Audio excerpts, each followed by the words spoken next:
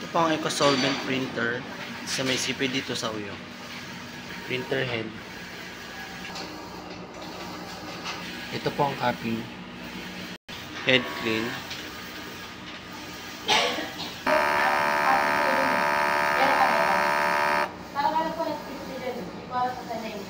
Nozzle test.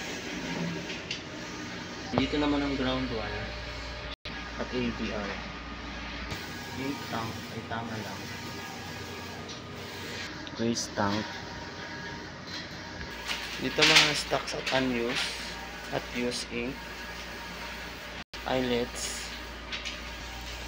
Unused sublingual. Ay film pala, sorry. Consumables. Ito pang eco-solvent film. Eco ink, cyan, magenta, yellow, black. Sa output record naman, printer daily checklist.